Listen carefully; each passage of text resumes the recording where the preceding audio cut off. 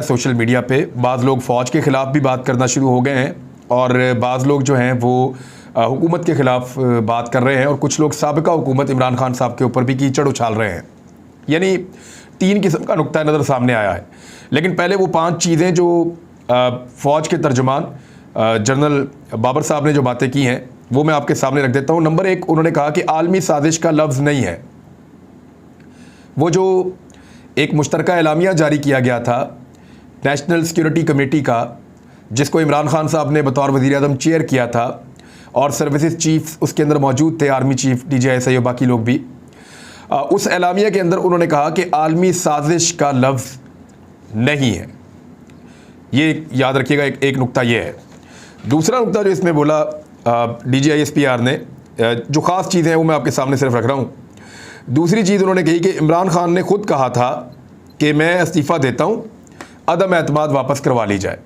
ये दूसरी चीज़ है। ये उस वक्त की बात है जब इमरान खान साहब की नेगोशिएशंस चल रही थी इदारों के साथ, और उस वक्त उन्होंने ये कहा भी था कि मुझे 3 ऑप्शंस दिए गए हैं कि या तो तहरीक अदम एतमाद का सामना करो, या मुस्ताफ़ी हो जाओ, तो या फिर जो है वो इंतखाबात करवाए जाएँ।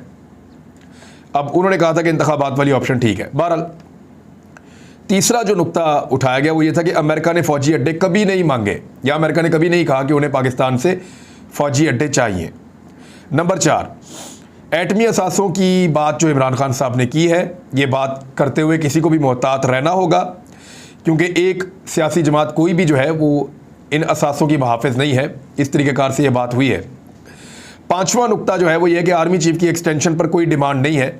29 नवंबर को वो रिटायर हो जाएंगे जनरल कमर जवेद बाजवा साहब। तो ये 5 चीज़ें आप अपने दिमाग में रख लें और इनके ऊपर अब हम बात करेंगे कि DGISPR ने क्या कहा और जो हक़ाइक़ हैं वो किस तरीके से अब सामने आ रहे हैं। नंबर 1, बैरूनी मुदाखलत हुई है, साजिश का लफ्ज़ उसके अंदर मौजूद नहीं है। देखिए, यही तो करना था। इमरान खान साहब ने जो मामला उठाया था वो ये उठाया था कि बाहर से मुदाखलत हो रही है पाकिस्तान के अंदर, और जो मुश्तरका एलामिया है नेशनल सिक्योरिटी कमेटी का, उसमें बाकायदा ये लिखा हुआ है कि बैरूनी मुदाखलत इसको तसव्वुर किया जाता है, बदतरीन बैरूनी मुदाखलत, और इसको किसी सूरत भी बर्दाश्त नहीं किया जाएगा। और इसके जो अल्फाज इसके अंदर इस्तेमाल किए गए हैं वो डिप्लोमेटिक नहीं हैं, अनडिप्लोमेटिक हैं। सफारती आदाब का उनमें ख्याल नहीं रखा गया। ये उस एलामिया के अंदर लिखा गया था। अब बाहर से मुदाखलत हो गई, इसका सबूत आपके पास आ गया कि अमेरिका पाकिस्तान के अंदर मुदाखलत कर रहा है। अब आपने साजिश पकड़नी है। अमेरिका ने तो साजिश कर ली, आपने पाकिस्तान के अंदर उस साजिश को साबित करना है। तो उसके लिए इंक्वायरी होगी, उसके लिए इदारों के अंदर जो इंटेलिजेंट लोग हैं वो बैठेंगे, उसके लिए डाटा फ्राहम किया जाएगा, उसके लिए एक लंबा कमीशन बन के उसकी तहकीकात करेगा। तब पता चलेगा कि बाहर से जो मुदाखलत हुई है वो एक साजिश पूरी बनी या नहीं बनी। इमरान खान साहब ने एलामिया के अंदर बेशक यही लिखा है कि बैरूनी मुदाखलत, एलामिया में नहीं लिखा बैरूनी साजिश, क्योंकि एलामिया में अगर ये लिख दिया जाता बैरूनी साजिश तो ये खेल उसी दिन ख़त्म हो जाता। एलामिया में बैरूनी साजिश लिखना बिल्कुल गलत था, और अगर वो लिख देते तो खेल उस दिन ख़त्म हो जाता। पाकिस्तान की सारी पॉलिटिकल पार्टीज जो है, जो इमरान खान के ख़िलाफ़ हैं, वो गद्दार डिक्लेयर हो जाती। तो वो क्योंकि कबल अज़ वक्त था, तो इसलिए एलामिया में लिखा गया कि ये एक बदतरीन बैरूनी मुदाखलत है और इसको किसी भी सूरत में कबूल नहीं किया जाएगा। ये एलामिया के अंदर लिखा हुआ है। यानी अमेरिका पाकिस्तान में रजीम चेंज करना चाहता है, ये एक बदतरीन बैरूनी मुदाखलत है, इसको तस्लीम नहीं किया जाएगा। अब साजिश हो रही थी या नहीं हो रही थी, ये एक अजीब चीज़ है कि मुदाखलत हुई है और साजिश नहीं हुई। भाई, अगर साजिश का वर्ड नहीं है तो डालिए उसमें, और डालने के लिए आपको एक इंक्वायरी करनी है। इंक्वायरी में आपने देखना है कि अमेरिकन क्या पाकिस्तानियों से पिछले 10 साल में इसी तरह मिलते रहे हैं, या इन 3-4 महीनों में किसी और तरीके से मिले हैं। क्या अमेरिकन की मुलाकातें जिस तवातर से पहले होती थी उसी तरह हुई हैं, या मुख्तलिफ अंदाज में हुई हैं? अमेरिकन जिस किस्म के लोगों से अब मिले हैं इसी तरह मिलते रहे हैं, या मुख्तलिफ अंदाज में मिले हैं? वो लोग जो मुनहरिफ हुए वो अमेरिकन से कब कब मिले? वो सहाफ़ी जिन्होंने सारे मामले को उठाया वो अमेरिकन से कब कब मिले। एक टीवी चैनल का मालिक वो अमेरिका के मखसूस लोगों से मिलता है और उसके बाद पाकिस्तान की तमाम पॉलिटिकल पार्टी से रब्ता करता है और उसका चैनल लगातार उस हुकूमत को गिराने के लिए प्रोपेगेंडा करता है। ये सारी चीज़ें जब आप इकट्ठी करके देखते हैं तो फिर आपको समझ आती है कि बैरूनी मुदाखलत कैसे साजिश में बदल गई। जैसा हुआ, अमेरिका ने खुद तस्लीम किया और दर्जनों मरतबा तस्लीम किया कि उन्होंने दुनिया के कई ममालिक में रजीम तब्दील किया है, यानी उन्होंने दुनिया के कई ममालिक में इम्पोर्टेड हुकूमतें बनाई हैं और वहाँ पे मौजूद अवामी हुकूमतें गिराई हैं। ये अमेरिकन कहते हैं। दुनिया भर में इसके ऊपर इंक्वायरी रिपोर्ट्स मौजूद हैं। पाकिस्तान अगर इसके ऊपर एक और इंक्वायरी करता है तो इसकी रिपोर्ट भी उन रिपोर्टों के अंदर मौजूद हो सकती है। तो ये तो पहला नुकता आ गया जिसके ऊपर बहुत सारे लोग कह रहे हैं जी बताओ, अब तो DGISPR ने कह दिया कोई साजिश नहीं है। लेकिन उसी DGISPR ने कहा कि ये जो खुफिया लेटर है ये एक बैरूनी मुदाखलत है, बैरूनी मुदाखलत है। तो अगर अब किसी को गैरत नहीं आ रही है, कोई ये कहता है कि भाई हमें ये वाली गाली दोगे तो हम बुरा मनाएंगे, ये वाली गाली दोगे तो हम बुरा नहीं मनाएंगे, तो ये तो फिर उसकी अपनी मर्जी है। लोग इसको जो मर्जी जो है वो जामा पहना रहे हैं, जो मर्जी मानी इस बात को दे रहे हैं। दूसरा, इमरान खान ने कहा था कि इस्तीफ़ा देता हूं और ख़ुद उन्होंने ये कहा था कि अदम एतमाद वापस ले ली जाए। तो ये तो इमरान खान साहब ने कई दफ़ा कहा है, इसमें तो कोई नई बात नहीं है। और जब मैंने इमरान खान साहब का इंटरव्यू किया और मैंने कहा कि आपने पाक फ़ौज से कोई दरख्वास्त की है पाकिस्तान की एस्टेब्लिशमेंट से कि वो आपके लिए कोई रास्ता निकालें, तो उन्होंने कहा जी मैंने नहीं कहा। अब मैं आपको हकीकत बता देता हूं जो इमरान खान साहब ने मुझे बताई थी। इमरान खान साहब के जो लोग हैं, जो पॉलिटिकल पार्टी के अंदर मुख्तलिफ लोग होते हैं, वो लोग मुख्तलिफ जगहों पे डिस्कशंस कर रहे थे, इदारों के साथ भी कर रहे थे। लीगल टीम है वो अदालत में मौजूद थी और जो पॉलिटिकली लोग चीज़ें हैंडल करते हैं, आपने देखा होगा कि फवाद चौधरी की साद रफ़ीक के साथ बात हो रही थी, फिर साद रफ़ीक के साथ जो है वो एक मौका पर असद उमर की बात हो रही थी। कुछ चीज़ें तो आपने सामने देखी और कुछ चीज़ें आपको नज़र नहीं आती। तो इसी तरह इदारे भी बीच में अपना रोल प्ले कर रहे थे कि पाकिस्तान को अनारकी से और किसी बड़े फड्डे से बचाया जाए। तो वहाँ पे 3 ऑप्शंस डिस्कस हुए, 3 ऑप्शन डिस्कस हुए और वो फिर इमरान खान साहब के बंदे इमरान खान साहब के सामने लेकर गए कि जनाब ये 3 ऑप्शंस हैं। उनमें एक ये था कि तहरीक-ए-दम-ए-एतमाद वापस हो, असम्बलियाँ तहलील इलेक्शन। दूसरा ये था तहरीक-ए-दम-ए-एतमाद का या तो फिर आप सामना करें। तीसरा ये था आप इस्तीफ़ा दे दें और तहरीक-ए-दम-ए-एतमाद वैसे ही ख़त्म हो जाएगी। तो इमरान खान साहब ने जो मैंने आपको पहले वाला ऑप्शन बताया वो अडॉप्ट किया था और ये पैगाम फिर इमरान खान साहब के लोग लेकर गए थे कि जी बिल्कुल इमरान खान साहब ये ऑप्शन के ऊपर राज़ी है कि आप तहरीक-ए-दम-ए-एतमाद वापस करवाएं तो मैं इस्तीफ़ा दे देता हूँ, ये ख़त्म कर देता हूँ और नया इलेक्शन हो जाते हैं। ये तो ऑप्शन था, ये तो ऑप्शन बिल्कुल था और इमरान खान साहब चाहते थे इस मुल्क में इलेक्शन हो जाए।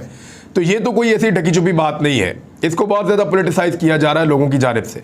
तीसरा, अमेरिका ने फ़ौजी अड्डे कभी नहीं मांगे। ये बात हमें जब एक ब्रीफिंग दी थी पाक फ़ौज ने गुज़िश्ता साल, तो उसमें उन्होंने कहा था कि अमेरिका ने कभी भी डायरेक्टली हमें ये नहीं कहा कि फ़ौजी अड्डे दें।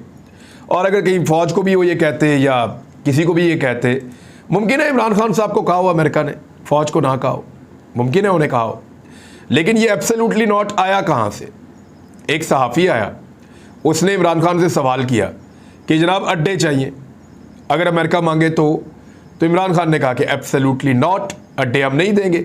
वो एक सवाल का जवाब था जिससे सारी दुनिया को पता चल गया कि ये तो अड्डे नहीं देंगे भाई। तो फिर मांगने का फ़ायदा क्या है? अगर तो अमेरिका ने अड्डे ही नहीं मांगे और इमरान खान ने दिए ही नहीं, तो लड़ाई किस बात की है?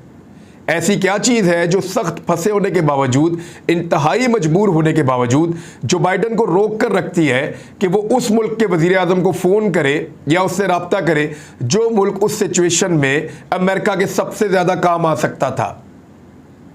पाकिस्तान के वज़ीर आज़म से इमरान खान से वो बात नहीं कर रहा, हालांकि सबसे ज़्यादा ज़रूरी काम उसको इमरान खान से है। तो कोई तो ऐसी बात थी।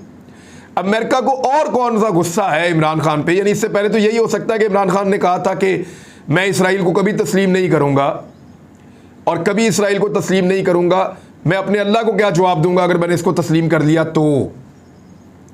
उसी दिन बहुत सारे लोगों ने कहा था कि इमरान खान के दिन अब गिने जा चुके हैं, अब उल्टी गिनती शुरू हो गई है।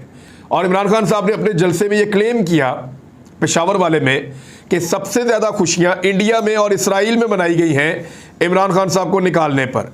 तो अमेरिका ने अगर अड्डे मांगे नहीं तो फिर अमेरिका को इमरान खान से तकलीफ क्या थी? फिर उसको निकालने के लिए इस किस्म का मुरासला क्यों भेजा गया? फिर इस मुरासले के अंदर यह क्यों लिखा है कि अगर आप इमरान खान को तहरीक-ए-अदम-ए-एतमाद में निकाल देते हैं तो आपकी गलतियां माफ़, और अगर आप इमरान खान को तहरीक-ए-अदम-ए-एतमाद में नहीं निकाल पाते और वो वज़ीर आज़म रहता है तो फिर इसके सख्त नताइज आपको भुगतने पड़ेंगे। फिर अमेरिका इतना खिलाफ क्यों? शक्ल पसंद नहीं है इमरान खान की। वजह क्या है फिर निकालने की? जरा ये सोचिए। कुछ तो मांग रहा था जो वो नहीं दे रहा था, कुछ तो उनकी डिमांड थी वो जो नहीं पूरी कर रहा था। इसी बुनियाद पे तो ये मुरासला आया है, इसी बुनियाद पे तो ये साइफर आया है। तो मामले को छोटे छोटे जुमलों के अंदर हम कवर नहीं कर सकते, उसको ब्रॉडर पिक्चर को देखना होता है कि वाकई में अमेरिका इमरान खान का दुश्मन है या नहीं। तो बात तो ठीक है कि दुश्मन है, उसने कहा निकालो इसको, और निकालने के लिए उन्होंने पूरा प्लान भी किया। चौथी बात, DGISPR ने बहुत ठीक बात की है कि एटमी असासों की बात उन्होंने की। इमरान खान साहब ने जो कल बयान दिया कि ये लोग, उन्होंने ये बयान ऐसे दिया कि ये लोग, इनकी जायदादें बाहर पड़ी हुई हैं, इनके बच्चे बाहर हैं, इनका जीना मरना बाहर है, दौलत, जायदादें, कारोबार सब कुछ बाहर है, बाहर वालों से ब्लैकमेल होते हैं, उनके खिलाफ ज़बान नहीं खोल सकते, तो इन लोगों के पास हमारे एटमी असासे महफूज रहेंगे। तो मैं बड़ा क्लियरली ये बता दूं कि ये सवाल तो इमरान खान साहब बतौर सियासी लीडर उठा सकते हैं, उनके खिलाफ भी यही सवाल फजलुर रहमान उठाता रहा है। PMLN के लोग ये कहते रहे कि इमरान खान जैसे बंदे के होते हुए हमारे एटमी असासे महफूज नहीं है, ये सारे लोग कहते रहे हैं। ये सियासी नारा है, ये इमरान खान ने कल इस्तेमाल किया, PMLN ने उससे पहले इस्तेमाल किया, पीपल्स पार्टी भी करती रही। पीपल्स पार्टी ने उतना नहीं किया, लेकिन फजलुर रहमान साहब बहुत ज़्यादा करते रहे। लेकिन ये गैर ज़रूरी है इसलिए कि पाकिस्तान के एटमी असासे पाकिस्तान की फोर्सेस की जिम्मेदारी है, और यही पाकिस्तान के पास एक वाहिद डेटरेंस है। इंडिया के मुकाबले में हमारी फ़ौज उतनी ताकतवर नहीं है, हमारे पास उतने हथियार नहीं है। इंडिया के मुकाबले में हमारी फ़ौज बहुत छोटी है, हमारा फ़ौजी बजट भी बहुत छोटा है, हमारे हथियार जो है उनकी तादाद भी बहुत कम है, और इंडिया अब जदीद से जदीद नए से नए हथियार ख़रीद रहा है। पाकिस्तान उसका मुकाबला करने के लिए हथियार लेता रहता है, लेकिन हमारे पास जो वाहिद और बड़ी डेटरेंस मौजूद है, जिसकी वजह से इंडिया कोई ऐसी हरकत नहीं कर पाता जो शायद वो बार बार करता, वो हमारे एटमी असासे और हमारे एटमी हथियार हैं, और उनकी निगहबानी और उनकी हिफाजत जो है वो हमारी फोर्सेस के ज़िम्मे है। मेरे ख्याल में उसके ऊपर तो कोई भी समझौता नहीं कर सकता, और कोई पॉलिटिकल पार्टी चाहे भी, या सारी पॉलिटिकल पार्टीज मिलकर भी चाहे, तो तब भी आप अपने एटमी असासों को कुर्बान नहीं कर सकते। यानी जुल्फ़िकार अली भुट्टो के दौर में चलता रहा, ज़िया उल हक के दौर में चलता रहा, बेनज़ीर का दौर आया, नवाज शरीफ का दौर आया, बेनज़ीर का दौर आया, नवाज शरीफ का दौर आया, हमने एटमी धमाके कर दिए, फिर चलता रहा। परवेज़ मुशर्रफ का दौर है, हमने उसके अंदर जो है वो एटमी हथियार बनाए, फिर यानी एटम बम तो हमने बना लिया था, उसको ले जाने के लिए हमारे पास मिसाइल की टेक्नोलॉजी नहीं थी, फिर हमने वो बनाया, और फिर जदीद तरीन हमने अपने मिसाइल तैयार किए। और फिर उसके बाद पीपल्स पार्टी का दौर आया, नून लीग का दौर आया, PTI का दौर है। ये कभी नहीं होगा कि आपके एटमी असासे जो हैं वो इस तरह बिक जाएंगे, लेकिन ये पॉलिटिकल नुक्ते और नारे के तौर पे सब लोग इस्तेमाल करते रहे। कल इसको इमरान खान साहब ने भी वैसे ही इस्तेमाल किया है, लेकिन इससे पहले कभी फ़ौज ने इसके बारे में ऐसे स्टेटमेंट, जवाबी स्टेटमेंट नहीं दिया।